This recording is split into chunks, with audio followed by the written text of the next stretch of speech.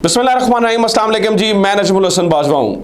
नाज़रीन किराम, किरदार एक्टिव हो गए हैं, मुलाकातें हो रही हैं, डिस्कशंस हो रही हैं, लोग आ रहे हैं, लोग मिल रहे हैं और चीज़ें बदल रही हैं। ये सब कैसे हो रहा है? कौन कौन किस किस से मुलाकातें कर रहा है और उन मुलाकातों के अंदर क्या बातचीत हो रही है? सबसे बड़ी मुलाकात चीफ जस्टिस साहब से हुई है। चीफ जस्टिस साहब के साथ बाकी दो जजेस भी मौजूद थे और दूसरी तरफ तीन अहम तरीन शख्सियात थी पाकिस्तान की, अहम तरीन रियासत की, अहम तरीन तीन शख्सियात की, तीन जज साहिबान से एक तवील तरीन मुलाकात, 3 घंटे की मुलाकात हुई है। इस मुलाकात के अंदर क्या ये समझा जाए कि चीज़ें बदल रही हैं? क्या इमरान खान के हक में सब अच्छा होने जा रहा है या चीज़ें उलट हो जाएंगी? चीफ जस्टिस साहब ने क्या जवाब दिया है, वहाँ से क्या सवालात आए, यहाँ से क्या जवाबात गए, क्या मज़ेदार गुफ्तगू हुई और इन 3 घंटों के अंदर आखिरकार डिसाइड क्या किया क्या? ये बहुत दिलचस्प और बड़ी मज़ेदार चीज़ें हैं नाज़रीन किराम आपके साथ डिस्कस करने के लिए।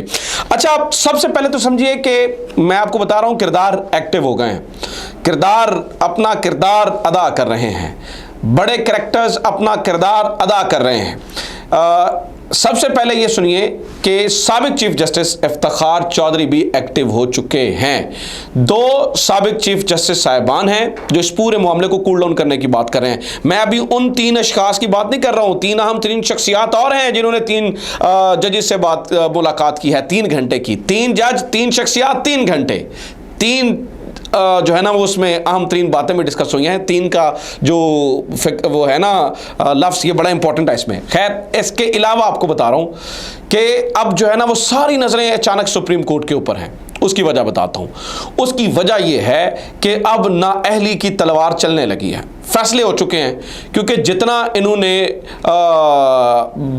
सुप्रीम कोर्ट को चैलेंज करना था, सुप्रीम कोर्ट की इज्जत के ऊपर सवालिया निशान डालना था, इन्होंने डाल लिया। लिहाजा अब 2 साबिक चीफ जस्टिस साहिबान एक्टिव हुए, जिनमें एक नाम मैं आपको बता रहा हूं कि इफ्तिखार चौधरी साहब का है।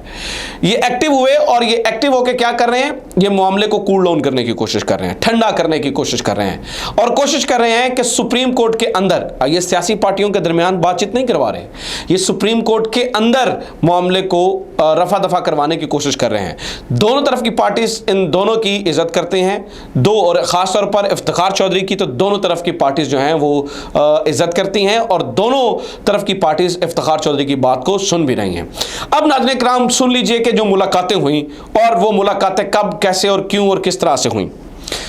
इतलात हैं कि इसमें 2 डीजीज, जिन 3 अहम तरीन शख्सियात की मैं बात कर रहा हूँ, इतलात हैं इसमें 2 डीजीज और 1 सेक्रेटरी, 2 इंतहाई अहम तरीन डीजीज, इंतहाई अहम तरीन जो है ना वो उनके पास सेटअप है। चले मैं आपको बता देता हूँ।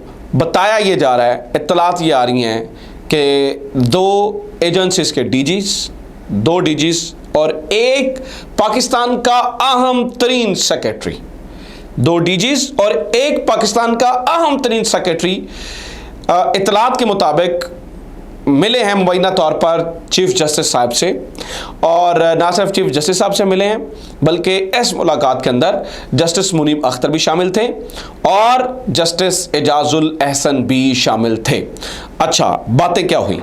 बातें हुई हैं नाज़रीन किराम सीधा सीधा इलेक्शन के ऊपर, क्योंकि बात और गेम हाथ से निकल रही है। ये रियासत के लिए भी ऑब्वियसली जिस तरह से हुकूमत ने एक फड्डा बनाने की कोशिश की है और हुकूमत सीधी हो गई है और हुकूमत कोर्ट के अहकामात को मान नहीं रही है, तो अब कोर्ट ने फाइनल जो है ना वो नाज़रीन किराम अपना फ़ैसला लेना है और ये फ़ैसला यकीनी तौर पर बड़ा सख्त फ़ैसला हो सकता है। इसलिए ये 3 अहम तरीन शख्सियात मिली हैं चीफ जस्टिस साहब से। इतलात ये हैं कि चीफ जस्टिस साहब को कन्विंस करने की कोशिश की गई है, चीफ जस्टिस साहब को कन्विंस करने की कोशिश की गई है और चीफ जस्टिस साहब को थोड़ा बहुत कहा गया है, आप इस मामले को देखिए ये मुल्क के लिए अच्छा नहीं हो रहा है, चीज़ें ख़राब हो रही हैं। जो शुरुआती इत्तलात आई हैं वो तो ये हैं कि ये एक इंतहाई ऐसी खुफिया नहीं, मतलब एक इन कैमरा मुलाकात थी कि कोई मुलाजिम भी अंदर मौजूद नहीं था, यानी कि जो 3 लोग वो हैं और 3 लोग ये 6 बंदे कमरे के अंदर मौजूद थे और बातचीत बाहर नहीं निकली कि हुआ क्या। मैंने ज़रा अपनी सोर्सेस के घोड़े दौड़ाने की कोशिश की इधर से उधर, लेकिन मुझे पता चला है कि वहाँ पर जो है ना वो हमारा जो मुखबर है उसने कान लगाने की कोशिश की, लेकिन मुखबर ये कहता है कि बाहर आवाज़ नहीं आई, पता नहीं चलता कि क्या बातचीत हो रही है। लेकिन एक अंदाजे के मुताबिक जो गुफ्तगू हुई है वो ये है कि चीफ जस्टिस साहब को कन्विंस करने की कोशिश की गई और चीफ जस्टिस साहब ने जो इब्तदाई तौर पे कहा है, उनने कहा है कि we stand by the law, we stand by the constitution, हम कॉन्स्टिट्यूशन के साथ खड़े हैं, हम जो है वो कानून के साथ खड़े हैं, हम आइन के साथ खड़े हैं। अच्छा, फिर ये भी कहा गया है मुबैना तौर पर, चूँकि अब इसमें कन्फर्मेशन नहीं है बिल्कुल भी, मुबैना तौर पर कहा गया है कि आप टाइम ले लें, क्योंकि मैंने आपको बताया कि सिर्फ यही 6 लोग थे वहाँ पे मौजूद। तो अभी जो बात आ रही है वो इधर उधर से उड़ती उड़ती आ रही है, ठीक है। तो टाइम दिया गया है चीफ जस्टिस साहब को कि आप देखें, उधर से भी मामला ठीक करने की कोशिश करते हैं, इधर से भी ठीक करने की कोशिश करते हैं, नंबर 1। नंबर 2, नाज़रीन किराम, अगर मिसाल लीजिए चीफ जस्टिस साहब जो है ना वो समझते हैं कि नहीं हमने तो कॉन्स्टिट्यूशन के साथ ही खड़ा होना है, और अगर सुप्रीम कोर्ट के अहकामात को चैलेंज किया जाता है और सुप्रीम कोर्ट के अहकामात को नहीं माना जाता है, तो क्या इसका मतलब है कि सुप्रीम कोर्ट एक डमी इदारा बन जाएगी? नहीं नाज़रीन किराम, ये इनकी भूल है। अभी मैं कुछ देर पहले एतजाज़ अहसन साहब का बयान मेरी नज़रों के सामने से गुजरा है। एतजाज़ अहसन साहब ने कहा है कि ऐसा मुमकिन ही नहीं है, ऐसा मुमकिन ही नहीं है कि सुप्रीम कोर्ट के हुक्म पर इम्प्लीमेंटेशन ना हो, सुप्रीम कोर्ट के हुक्म पर अमल दरामद ना हो, सुप्रीम कोर्ट के हुक्म पर जो है ना वो अमल दरामद करवाना पड़ेगा। इन अ नटशेल बात क्या निकलती है? देखिए, बात क्या निकलती है कि अगर सुप्रीम कोर्ट के हुक्म पर अमल दरामद करवाना ही करवाना है और चीफ जस्टिस साहब जो है ना वो डट गए हैं, तो ये फ़ायदा ऑब्वियसली इमरान खान का है और इमरान खान का ठीक फ़ायदा है। अब नाज़रीन किराम, इससे इमरान खान फ़ायदा कैसे उठाते हैं, मतलब चीज़ों को आगे कैसे बढ़ाते हैं, ये अब इमरान खान पर डिपेंड करता है। मिसाल देता हूँ किस तरह से इमरान खान पे इस तरह से डिपेंड करता है कि जब आप उनको इलेक्शन मिल रहा है तो वो कितने तवज्जो से, कितने कीनली अपने कैंडिडेट्स को देखते हैं जिनको उन्हें टिकटें देनी है, क्योंकि इस टाइम मुल्क के अंदर इतने ज़्यादा पाकिस्तान तहरीक इंसाफ की टिकटें लेने वाले लोग हैं कि अगर यहाँ पर तवज्जो ना दी गई तो काम बड़ा ख़राब हो जाएगा। मैं मिसाल देता हूँ, एक मिसाल नहीं है, काफ़ी सारी मिसालें हैं, लेकिन जिस एक केस को मैंने स्टडी किया, वैसे तो मैंने बहुत सारे केसेस स्टडी किए हैं, लेकिन एक केस जिसको मैंने स्टडी किया उनकी चीज़ें मैं जब देख रहा था तो पता चला, जैसे मिसाल नहीं है, गोजरा का एक हल्का है PP 118, यहाँ पर अब 2 लोग टिकट के उम्मीदवार हैं, एक असद जमान चौधरी उम्मीदवार है और एक बिलाल वड़ाइच उम्मीदवार है। अब ये दोनों की प्रोफाइल सुने और देखिए कि अगर टिकट सही अक़दार तक ना पहुँचा, जिसको भी इमरान खान दें उनकी मर्जी है, मैं किसी एक को नहीं कहता कि किसको दें, लेकिन मैं दोनों की प्रोफाइल्स अवाम के सामने भी रखना चाहता हूँ, तहरीक इंसाफ के सामने भी रखना चाहता हूँ, ताकि उन्हें अंदाज़ा हो कि करना क्या है। अब असद जमान चौधरी 2014 के अंदर नाज़रीन किराम ये धरने के अंदर जाकर तहरीक इंसाफ के साथ खड़े हो गए थे, इमरान खान के साथ खड़े हो गए थे, एक वो बंदा है।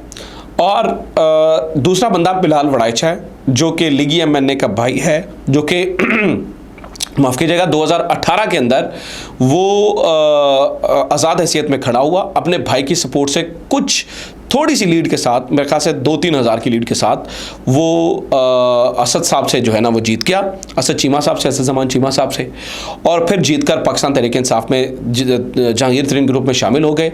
3 साल तक ये वज़ीर आला के यानी कि उस्मान बुज़दार के कोऑर्डिनेटर रहे। फिर उसके बाद ये दोबारा जो है ना वो जहांगीर तरीन ग्रुप में शामिल हो गए। इसके बाद ये 2 दफ़ा हमजा शहबाज साहब के साथ जो है ना वो वज़ीर बने। जब ये वज़ीर बन के अपने हल्के के अंदर आए तो इन्होंने कहा जी मुल्क की निजात जो है, मुल्क का जो फैसले हैं या मुल्क की तरक्की है वो मियाँ नवाज शरीफ साहब करेंगे, मियाँ शहबाज शरीफ साहब करेंगे, मरीम नवाज़ के हाथों ही मुमकिन है। फिर जब ये वज़ीर बन के आए तो इन्होंने जो PTI के सोशल मीडिया एक्टिविस्ट हैं गोजरा में, उनको बड़ा तंग किया। फिर नाज़रीन किराम, आपको याद होगा कि इमरान रियाज खान के ऊपर पूरे मुल्क के अंदर FIRs हुई थी। गोजरा के अंदर जो FIR हुई थी वो इनका गार्ड है बिलाल वड़ाइच, उनकी माँ पर यह FIR हुई थी, ये भी आपको याद रखना होगा। तो ये जब FIR हुई और ये सब कुछ हुआ तो तब इमरान खान को, आपको पता ही मुकदमात इमरान रियाज खान की बात कर रहा हूँ, इमरान रियाज खान को जो है ना वो फेस करना पड़ा। एंड पर गंगा नहा के पाप धो के बिलाल वड़ाइच साहब जो है वो उन्होंने आखिरी जब ये वोट देना था तो उन्होंने वोट दे दिया दोबारा से जो है ना वो असेंबली तहलील करने के लिए जब वोट्स दरकार थे। तो अब वो भी टिकट के उम्मीदवार हैं और जो पार्टी के अंदर 8-10 साल से खड़े हैं, पार्टी के अच्छे बुरे वक्त के अंदर असद ज़मान चौधरी भी जो है ना वो खड़े हैं। तो अब देखना होगा कि आपने किसको टिकट देना है, क्योंकि अवाम हल्के की क्या चाहती है, वो कहीं ये मामला बैकफायर ना कर दे। ये मैं एक हल्का बता रहा हूँ, मेरे पास इस तरह की 20 एग्जाम्पल्स मौजूद हैं, कहेंगे तो मैं हर वीडियो के अंदर आपको कोई ना कोई एक ऐसी एग्जाम्पल दे दूंगा। तो यहाँ पर आपको बड़े ध्यान से स्क्रूटनी करनी पड़ेगी, बड़े ध्यान से जो है वो टिकट्स देनी पड़ेगी। अभी तक के लिए इतना ही। अपना ख्याल रखिए। खुदा हाफिज़। पाकिस्तान जिंदाबाद।